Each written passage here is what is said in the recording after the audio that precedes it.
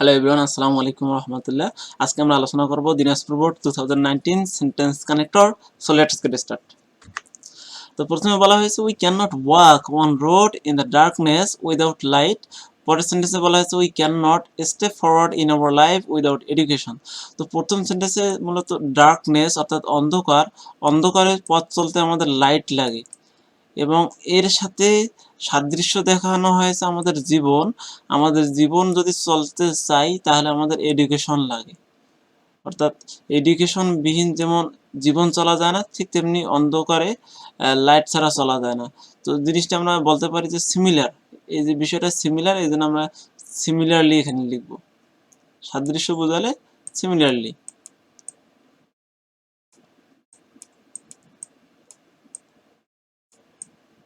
তো জাস্ট এখানে সিমিলারলি হবে।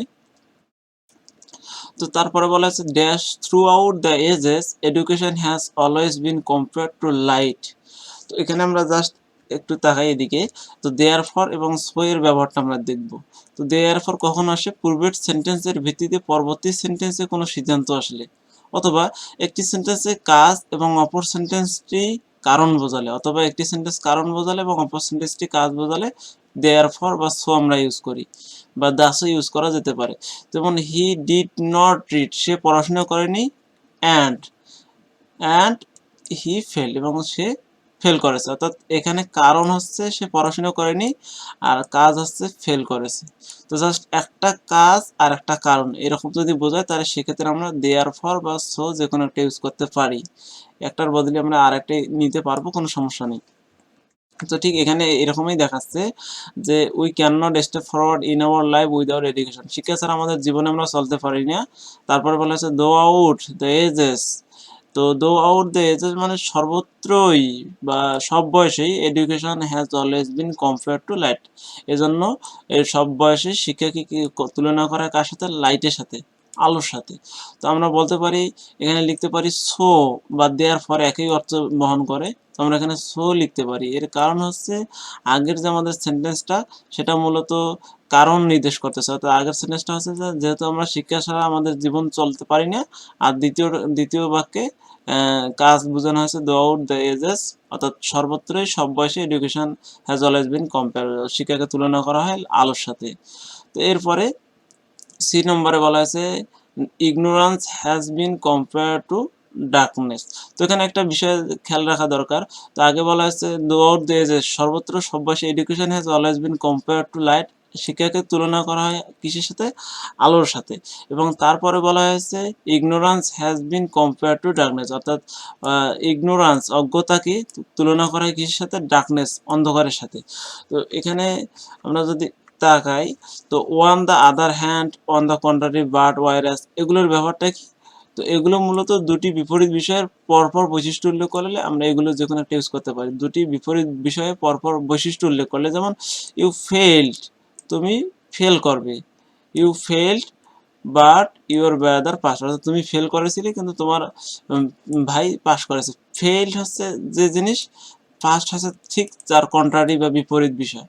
তো পাস এবং ফেল এই দুইটার মাঝখানে আমরা বাট বা অন দ্য আদার হ্যান্ড বা অন দ্য কন্ট্রারি বা ওয়ারাইজ ইউজ করতে পারি। আমরা বলতে পারি you failed on the other hand, পক্ষান্তরে ইউর ব্রাদার পাস্ট। অর্থাৎ দুটো যদি বিপরীত বিষয় আমরা তুলে ধরি তাহলে এই দুইটা বিপরীত বিষয়ের মাঝখানে আমরা এই লিঙ্কিংগুলো ইউজ করতে পারি। তো সিক্স তেমনি এখানে, তো আমরা এখানে বলতে পারি education has always bin compare two light, শিক্ষাকে তুলনা করা হয় লাইটের সাথে। অ্যান্ড আমরা লিখতে পারি on the other hand, on the other hand পক্ষান্তরে, other hand, on the other hand ignorance has been compared to darkness। পরে ডি নম্বরে বলা আছে the light of education enlightened us, অর্থাৎ দ্য লাইট অফ এডুকেশন অর্থাৎ শিক্ষার যে আলো, এনলাইটেন্স আস অর্থাৎ আমাদেরকে কি করে?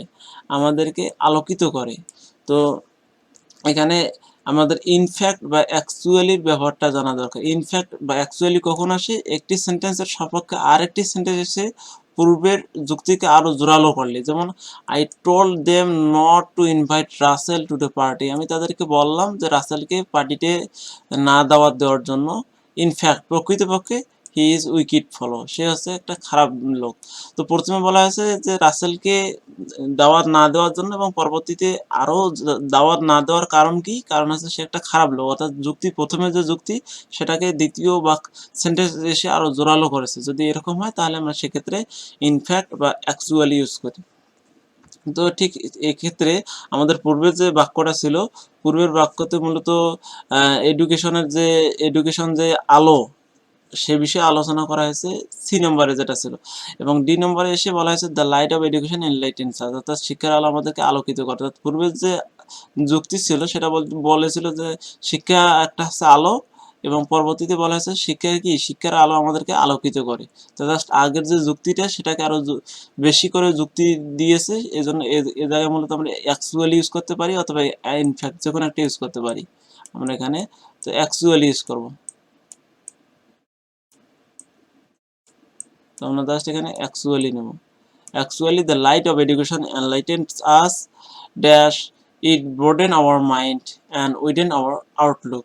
তো the light of education enlightened us, শিক্ষার আলো আমাদের কি করে? আলোকিত করে। তারপর dash, it broadens our mind and widens our outlook। তো এইখানে একটা বিষয় জানা দরকার। তো আসলে বিসাইডস কখন ইউজ হয়? বিসাইডস হয় একই সাথে দুটি কাজ হলে। একই সাথে যদি দুটি কাজ হয় তো তখন আমরা মূলত বিসাইড ইউজ করি। যেমন ট্রি গিভ আস ফ্রুটস, গাছ আমাদের কি কি দেয়? ফল দেয়। বিসাইডস পাশাপাশি it play a vital role in our climates, এটা আমাদের যে জলবায়ুতে একটা গুরুত্বপূর্ণ ভূমিকা রাখে। পাশাপাশি যদি দুইটা কাজ হয় তাহলে আমরা মাঝখানে বিসাইডস ইউজ করি। ঠিক তেমনি এখানে ইট বোর্ড, এখানে বলছে যে the light of education enlightens us, শিক্ষার আলো আমাদেরকে আলোকিত করে। তারপরে বলা হয়েছে it broaden our mind and widen our outlook. তো দুইটা সেন্টেন্স শিক্ষাকে নিয়ে দুইটা বৈশিষ্ট্য দিয়েছে। তো যেহেতু সিমুলটেনিয়াসলি দুইটা বৈশিষ্ট্য প্রকাশ পাচ্ছে, এজন্য আমরা বিসাইডস দিতে পারি। অর্থাৎ একটা বৈশিষ্ট্য সাথে আর একটা যদি থাকে তাহলে আমরা বিসাইডস দেব। একসাথে দুটো কাজ হলে বিসাইডস। তো এরপরে বলা আছে ইফ, সরি এখানে ইফ হবে না, এখানে ইড হবে। It is education which help us to become a good citizens. তো আগে বলা আছে it broaden our mind and widens our outlook, পরবর্তীতে বলা আছে it is education which help us to become a good citizen. তো আগের যে সেন্টেন্সটা সেটা মূলত শিক্ষার বৈশিষ্ট্যই বোঝায়, যে শিক্ষা আমাদের বৃদ্ধি করে আমাদের মন, এবং উইডেন আওয়ার আউটলুক আমাদের যে বহির্দৃষ্টি এটা বৃদ্ধি করে। আবার দ্বিতীয় সেন্টেন্সে শিক্ষা নিয়ে বলা হয়েছে ইট ইজ এডুকেশন, এটা হচ্ছে শিক্ষা হুইচ হেল্প আস, যেটা আমাদের সাহায্য করে। তো এই যে শিক্ষা নিয়ে যখন একই ধরনের বাক্য, তো এখানে যদি আমরা দেখি কনসেপ্টটা ক্লিয়ার হবে, যে একই ধরনের বাক্য একাধিকবার আসলে আমরা প্রথম বাক্যের সাথে এগিন, তারপরে ইন এডিশন, তারপরে মোরওভার, তারপর ফার্দারমোর ইত্যাদি ব্যবহার করি। অর্থাৎ একই ধরনের বাক্য বলতে সেটা উদাহরণ হতে পারে, অর্থাৎ একই ধরনের উদাহরণ যদি পরপর 4-5টা থাকে অথবা 2-3টা থাকে, অথবা বৈশিষ্ট্য যদি একাধিক বৈশিষ্ট্য থাকে, অথবা এরকম যদি একই ধরনের বাক্য থাকে, তাহলে সেগুলোর পূর্বে আমরা প্রথমটার পূর্বে অ্যাগেন দিলাম, তারপরটার পরে আমরা ইন এডিশন দিলাম, তারপরে মোরওভার, তারপর ফার্দারমোর, এরকম আমরা ইউজ করতে পারি। তো ঠিক এখানে মূলত প্রথমে it broadens our mind and widens our outlook, এটা একটা শিক্ষার একটা বৈশিষ্ট্য। পরবর্তীতে আবার এসেছে it is education which help us, আবার শিক্ষার বৈশিষ্ট্য বলা হয়েছে। যদি এরকম রিপিটেশন হয় তাহলে আমরা যেহেতু এই রিপিটেশন হলে আগে যেহেতু বিসাইড ইউজ করছি, আমরা এখানে আবার অ্যাগেন ইউজ করতে পারি। অ্যাগেন মানে আবার অন্য কিছু ইউজ করা যায়। তো আমরা এখানে অ্যাগেন নিলাম, জাস্ট একই প্রকার বাক্য যদি আসে তো প্রথমটার পরে আমরা দ্বিতীয়টা অ্যাগেন নিতে পারি। তারপর moreover, furthermore, in addition নেওয়া যেতে পারে বিভিন্ন রকম। Help us become a good citizen. তারপর বলা হচ্ছে education creates good citizens and ensure the smooth development of a country. তো তারপর বলা হচ্ছে এডুকেশন মানে শিক্ষা, ক্রিয়েটস সৃষ্টি করে, গুড সিটিজেন্স অর্থাৎ ভালো নাগরিক, and ensure the smooth development of a country. তো এই জায়গায় মূলত আমরা বলতে পারি যে এই যে বৈশিষ্ট্যগুলা এডুকেশন কি করে? Help us become a good citizen, একটা ভালো জাতি তৈরি করে। যে আগে বৈশিষ্ট্য বলা হয়েছে, তারপর বলা হয়েছে এডুকেশন তৈরি করে গুড সিটিজেন্স। তো এখানে যদি আমরা দাস ইউজ করি, দাস মানে এভাবে, আমাদের কিন্তু এখানে দাসের যে বিষয়টা এটা কিন্তু খুব ক্লিয়ারলি আসছে। আমরা বলতে পারি এভাবে শিক্ষা তৈরি করে গুড সিটিজেন, একটা ভালো জাতি। তো এখানে অন্য কিছু ইউজ করা যেতে পারে, দেয়ার ফর ইউজ করা যেতে পারে, সো ইউজ করা যেতে পারে। আমরা দেয়ার ফরের ব্যবহার দেখিয়েছি, সোর ব্যবহার দেখেছি, আমরা এখানে দাসও ইউজ করতে পারি। তো thus education creates good citizens and ensure the smooth development of a country.